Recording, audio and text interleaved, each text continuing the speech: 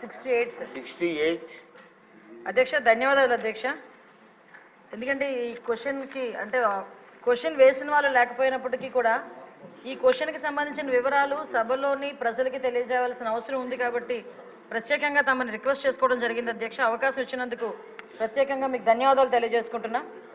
ఎందుకంటే పరిస్థితి ఏంటంటే ఇప్పుడు వైఎస్ఆర్సీపీ పార్టీ వాళ్ళు సానుభూతి పనుల మీద దాడులు జరుగుతున్న విషయం వాస్తవమేనా అని చెప్పి వాళ్ళే క్వశ్చన్ అడిగి ఈరోజు వాళ్ళే ఈ క్వశ్చన్కి సమాధానం తీసుకోవడానికి రాలేకపోవడం అన్నది చూస్తూ ఉంటే అక్కడే వాళ్ళ తాలూకా డొల్లతనం అనేది చాలా క్లియర్గా కనిపిస్తుంది అధ్యక్ష. ఎందుకంటే అధ్యక్ష ఉత్తరాంధ్రలోని ఒక సామెత ఉంటుంది అధ్యక్ష, అది ఇక్కడ చెప్పొచ్చో చెప్పకూడదో తెలియదు కానీ తప్పైతే క్షమించండి, తప్పైతే రికార్డులను తొలగించండి, తప్పు కాకపోతే మాత్రం ఉంచండి అధ్యక్ష. మొగుడిని కొట్టి మొగసాలు ఎక్కిందట ఇలా మాట్లాడతారు అధ్యక్ష ఉత్తరాంధ్రలోని కూడా. ఎందుకంటే కొట్టేసి ఎక్కడ దాక్కుంటారనమాట.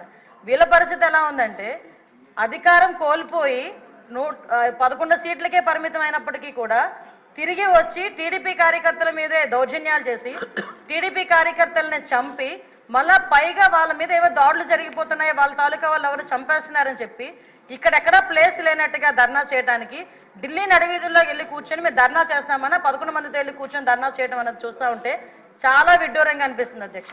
ఎందుకంటే ఈ మాట చెప్తున్నాను అధ్యక్ష, లాస్ట్ 5 సంవత్సరాలు అంటే మొన్న గవర్నమెంట్ వచ్చిన తర్వాత టీడీపీ ఎన్డీఏ కూటమి వచ్చిన తర్వాత నుంచి ఈ రోజు వరకు పొలిటికల్ హత్యల్లో ఒక 4 హత్యలు జరిగితే ఆ 4 హత్యల్లో ముగ్గురిని తెలుగుదేశం పార్టీ కార్యకర్తలనే చంపేసిన పరిస్థితి కూడా మనందరికీ కూడా తెలుసు అధ్యక్ష.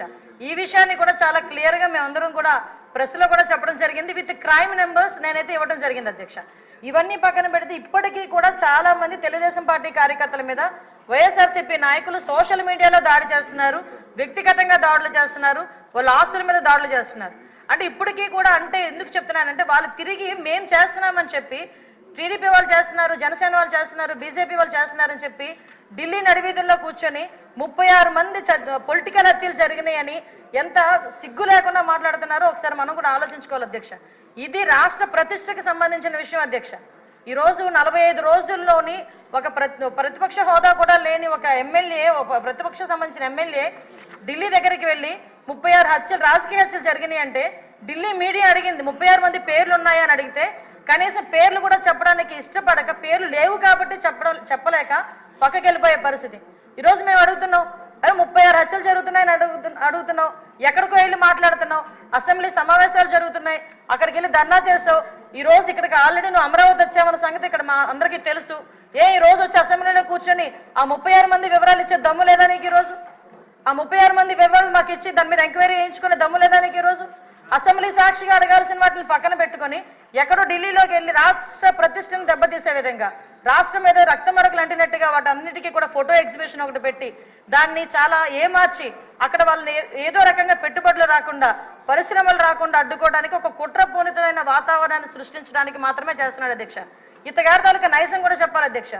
అధికారంలోకి వచ్చిన తర్వాత 2024 అధికారంలోకి వచ్చింది అధ్యక్ష. ఎంత దారుణం అంటే అమరావతికి బస్సు యాత్రకి సాక్షాత్తు 14 సంవత్సరాలు ముఖ్యమంత్రి చేసిన చంద్రబాబు నాయుడు గారు బస్సు యాత్రకి వెళ్తే ఆ బస్సు మీద రాళ్ళు రువితే అధ్యక్ష అప్పుడున్న సాక్షాత్తు డీజీపీ గౌతమ్ సవాంగ్ గారు భావ స్వేచ్ఛ ప్రకటన మాట్లాడిన సందర్భాన్ని కూడా ఈరోజు గుర్తు చేయాలి అధ్యక్ష. ఎందుకంటే ఆ రోజు శాంతి భద్రతలు ఎలా ఉన్నాయి, ఈ రోజు శాంతి భద్రతలు ఎలా ఉన్నాయి కంపేర్ చేయడానికి మీరు నాకు 5 నిమిషాలు టైం ఇవ్వాలి. ఎందుకంటే ఇది రాష్ట్ర ప్రతిష్టకు సంబంధించిన విషయం. ఆ రోజు ఆత్మకూరులో ఒక ఊరిలోని ఒకరిని వెలివేస్తే ఒక గ్రూప్ ఆఫ్ పీపుల్ని వెలేస్తే వాళ్ళ దగ్గరికి వెళ్ళడానికి వెళ్తే సాక్షాత్తు ముఖ్యమంత్రి 14 సంవత్సరాలు ముఖ్యమంత్రి చేసిన వ్యక్తి ఇంటి దగ్గరికి వెళ్ళి ఆ గేట్లకి తాడులు కట్టారు అధ్యక్ష. తాడులు కట్టడమే కాదు అధ్యక్ష, ఎల్జీ పాలిమర్స్ లో గ్యాస్ లీక్ అయితే వైజాగ్ వెళ్తే చంద్రబాబు నాయుడు గారిని వైజాగ్ ఎయిర్పోర్ట్ లోనే ఆపి ఎయిర్పోర్ట్ లో లిటరల్లీ చెప్పాలంటే దాడి చేశారు. ఆ విషయంలో మొన్న నన్ను విష్ణుకుమార్ రాజు గారు కూడా క్వశ్చన్ చేశారు అధ్యక్ష, హోంమంత్రి ఏం చేస్తున్నారు అని. గుడ్లు ఇసరడానికి, అతని మీద టమోటాలు ఇసరడానికి, ఆఖరికి అక్కడి నుంచి కనీసం బయటికి రానివ్వకుండా కూడా చేసిన పరిస్థితి కూడా కనిపించింది అధ్యక్ష. వీళ్ళు ఈ రోజు శాంతి భద్రతల గురించి మాట్లాడుతున్నారు అధ్యక్ష. ఇదే పవన్ కళ్యాణ్ గారు ఆ రోజు మన అమరావతి రైతుల గురించి అక్కడికి పాదయాత్ర కింద వెళ్తే ముళ్ళ కంచెలు అడ్డుగా వేశారు అధ్యక్ష. ముళ్ళ కంచెలను దాటుకొని పక్కకు తీసుకొని వెళ్ళిన పరిస్థితి. వైజాగ్ వెళ్తే వైజాగ్ రానివ్వకుండా నగర బహిష్కరణ చేశారు. యువగలం పాదయాత్ర నేను మచ్చుకు చెప్తున్నాను అధ్యక్ష, ఇవి చాలా మచ్చుకు చెప్తున్నా. యువగలం పాదయాత్రలో లోకేష్ బాబు గారు పాదయాత్ర చేస్తూ ఉంటే కనీసం స్టూల్ ఎక్కి నుంచోడానికి కూడా పర్మిషన్ ఇవ్వలే. అంటే వీళ్ళ తాలూకా దౌర్జన్యాలు ఏ రకంగా ఉన్నాయి. ఎవరిని వదిలేశారు అధ్యక్ష? మీడియాను వదిలేశారా? లేదా జడ్జెస్ని వదిలేశారా? పారిశ్రామికవేత్తను వదిలేశారా? తెలుగుదేశం పార్టీ కార్యకర్తను వదిలేశారా? సామాన్య ప్రజలను వదిలేశారా? ఎవరిని వదిలేశారు అధ్యక్ష? అధ్యక్ష నాకు ఒక్క 2 నిమిషాలు విషయం ఎందుకంటే అధ్యక్ష వీళ్ళు ఈ రోజు 1 మినిట్ 12 గంటలకి మన గౌరవ ముఖ్యమంత్రి గారు శాంతి భద్రతల మీద వైట్ పేపర్ రిలీజ్ చేస్తున్నారు. అంచేత వారు అన్ని వివరాలు చెప్తారు, మీరు క్లుప్తంగా చెప్పండి. అంటే గుర్తు చేస్తున్నారు అధ్యక్ష, ఎందుకంటే ఈ విషయం ఏంటంటే వీళ్ళు మన నోటికి మరుపు ఎక్కువలా ఉంది అధ్యక్ష. మాట్లాడితే ఏ రోజు ఆ రోజే మాట్లాడుతుంటాడు జగన్మోహన్ రెడ్డి. అందుకే ఈ నెల రోజులు ఏం జరిగిందన్నది ఆలోచించుకుంటున్నాడు కానీ ఏం జరుగుతుందని ఊహించేసుకుంటున్నాడు తప్పించి 5 సంవత్సరాలు ఏం జరిగిందన్నది మర్చిపోయినట్టున్నాడు, చిప్లోంచి పోయింది. ఒకటి అధ్యక్ష, ఈ రోజు నేను ఎందుకు చెప్తున్నానంటే అధ్యక్ష ఇన్ని చెప్పి నేను ఒకటే డిమాండ్ చేస్తున్నాను అధ్యక్ష, ఎక్కువ టైం కూడా తీసుకోను నేను.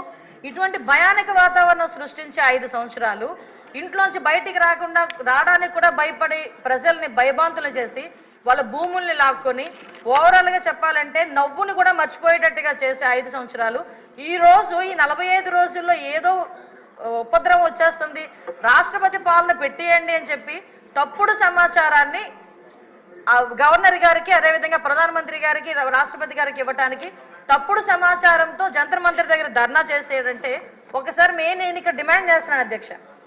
ఇందాక పయోల్ కేశవ్ గారు కూడా రిక్వెస్ట్ చేశారు, నేను రెడీగా ఉన్నా, హోంమంత్రి రెడీగా ఉన్నా చర్చించడానికి, మీరు రండి అని. నేను ఇన్వైట్ చేస్తున్నా మళ్ళా పులివెందుల ఎమ్మెల్యే గారిని, రెండు ఒకసారి మీరు ఎమ్మెల్యే కదా, అసెంబ్లీ సమావేశాలు జరుగుతున్నాయి కదా, 36 హత్యలు అని చెప్పారు కదా, ఒక హోంశాఖ మంత్రిగా నేను రిక్వెస్ట్ చేస్తున్నా మిమ్మల్ని రెండు ఒకసారి చర్చించుకుందాం. 36 మంది పేర్లు ఎవరైతే ఇవ్వండి, ఆ పేర్లు డీటెయిల్స్ ఇవ్వండి. ఆ డీటెయిల్స్ ఇస్తే నేను మా డిపార్ట్మెంట్ వాళ్ళకి పంపించుకొని వాళ్ళ మీద యాక్షన్ తీసుకుంటాం, ఫర్దర్గా జరగకుండా చూసుకునే కార్యాచరణ చేస్తాం. అలాగని తప్పుడు సమాచారం ఇచ్చినట్టు దానికి తేలితే మేము ఏ చర్యలు తీసుకున్నా కూడా మీరు కూడా యాక్సెప్ట్ చేయాలి. దానికి యాక్సెప్ట్ చేసే ఉద్దేశం ఉంటే డెఫినెట్గా మీరు మాకు చెప్పండి.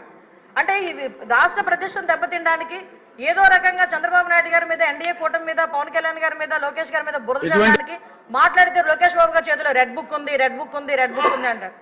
అరే రెడ్ బుక్ గురించి నీ కార్యకర్తలే పట్టించుకోవట్లేదు, నీకు మాత్రం నిద్ర రావట్లేనట్టుంది రెడ్ బుక్ గురించి ఆలోచించుకుంటా ఉంటే. విషయం ఏంటంటే ఆ రెడ్ బుక్ అనేది అవినీతి చేసిన వాళ్ళు, తప్పుడు పనులు చేసిన వాళ్ళ గురించి. వీళ్ళేందుకు భుజాలు తడుముకుంటున్నారు నాకు అర్థం కావట్లే.